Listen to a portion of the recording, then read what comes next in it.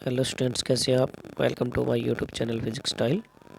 आज जो हम टॉपिक पढ़ेंगे वो है transfer of heat. Transfer of heat में सबसे पहले जो हमारे पास टॉपिक है वो है कंडक्शन। क्या होता है, देखिए कंडक्शन क्या होता है। It is the mode of transfer of heat from one part of the body to another from particle to particle without any actual movement of the heated particle.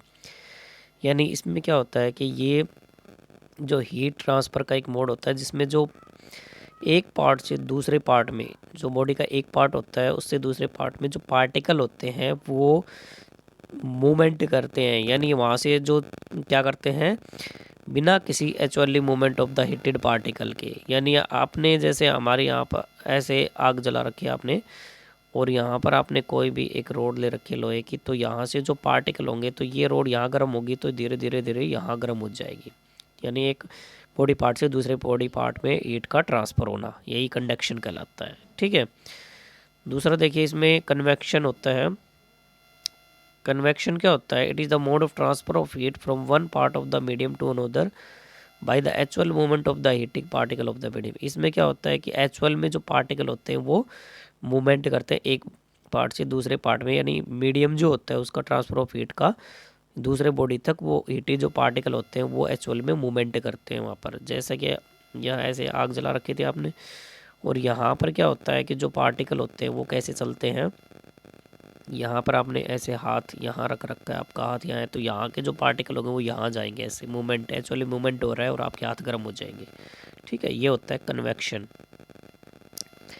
Next हमारे पास है radiation. Radiation क्या होता है, it is the mode of transfer of heat from source to the receiver without any actual movement of the source और receiver. यानी जो heat transfer का एक ऐसा मोड होता है जिसमें सोर्स से और रिसीवर से डायरेक्टली जो होता है वहाँ पर जो हीट होती है वो पहुँचती है बिना किसी actual movement of the source और रिसीवर के। ओके गाइज, तो ये देखिए। ओके, तो हमारे पास में हम जो वैल्यू निकाल रहे हैं वो आपके पास में आएगी। यहाँ पर जो यूनिट है और उसका डायमेंशन है वो कितना आएगा। यहाँ पर देखिए, जो यूनिट और डायमेंशन निकाल लेंगे तो आपके पास में जो वैल्यू है वो ये रहे। ठीक है, के की वैल्यू है तो यहाँ पर हम वैल्यू निकालेंगे तो ये हो जाएगी के लिए आपके पास में के इक्वल टू किसके बराबर आएगा, यहाँ पर जूल। टाइम के लिए यहाँ पर हो जाएगा आपका सेकंड, और ये आपके पास में है एरिया आपका मीटर स्क्वायर हो जाएगा, ये मीटर स्क्वायर हो गया है। और यहाँ पर टेम्परेचर के लिए केल्विन हो जाएगा, और मीटर आपके पास में ये है। आप इसको नीचे लेके आ सकते हो। तो टोटल आपके पास में जो वैल्यू है उसको हम वाट, मीटर इनवर्स और केल्विन इनवर्स हम उसको लिख सकते हैं। ओके गाइज, तो आपके पास में दूसरी बात ये हो गई कि जो हम जो वैल्यू लिखेंगे वो हम यहाँ पर डायमेंशन हम ये भी बना सकते हैं। उसका डायमेंशन आपका ये बनेगा, क्योंकि जब हम हीट का, टेम्परेचर का ये सारी वैल्यू जब रखेंगे तो आपके पास पे M1 L1 T-3 और K-1 इसका डायमेंशन फार्मूला आ जाएगा। लास्ट देखिए इसमें इसकी एप्लीकेशंस क्या क्या हैं इसकी। तो एप्लीकेशंस में सबसे पहला जो है वो है cooking utensils are provided with wooden handles. जो हम खाना बनाते हैं तो उसके बर्तन जो होते हैं वो, उसका जो हैंडल होता है, जैसे हम कोई हमारे पास में चाय बनाने वाला होता है, कटोरी सी होती है, चायदानी जिसको बोला जाता है यहाँ पर, और ये जो उसका पैन होता है यहाँ पर, जैसे हम जो हैंडल होता है जब हम उसको पकड़ते हैं तो यहाँ पर जो होता है वो लकड़ी का बना होता है।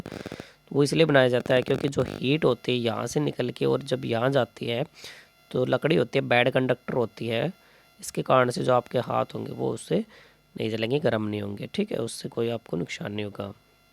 Second pass, in winter the metallic handle of the wooden door appears cold. जब विंटर जो मौसम होता है तब हम क्या करते हैं, जो वुडन डोर होते हैं उसके जो हैंडल होते हैं वो मेटल के बने होते हैं, और वो जब हम उसको छूते हैं तो वो कैसे लगते हैं, ठंडे लगते हैं। क्योंकि जब वो हीट होती है हमारे हाथों से जो फ्लो करती है, जो दरवाज़ा होता है और यहाँ पर हैंडल लगा होता है, जब हम उसको छूते हैं, यहाँ पर टच करते हैं तो ठंडा लगता है। क्योंकि जब हमारे हाथों से जो हीट होती है वो कहाँ जाती है, वो हैंडल के ऊपर जाती है, तो हीट जो होती है वो फ्लो करती है वो हायर टेम्परेचर लोअर टेम्परेचर की तरफ।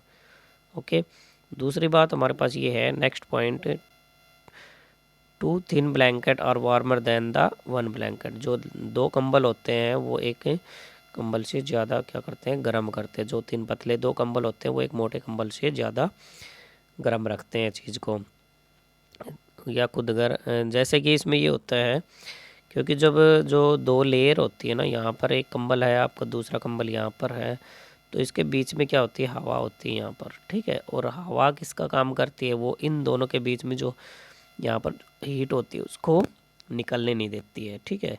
इसके कारण से यहाँ पर क्या होता है, ओके गाइस, तो यहाँ पर क्या होता है कि हमारे पास में जो कंबल होते हैं ना, उसमें ये होता है कि जो हीट होती है दोनों लेयर के बीच में, यहाँ पर कंबल है, यहाँ पर भी कंबल है, तो यहाँ जो इसके बीच में यहाँ पर जो एयर होती है वो बैड कंडक्टर होती है, ठीक है, आपको पता है। तो हीट को वो निकलने नहीं देती है, इसके कारण से वो क्या करता है, गर्म रहती है।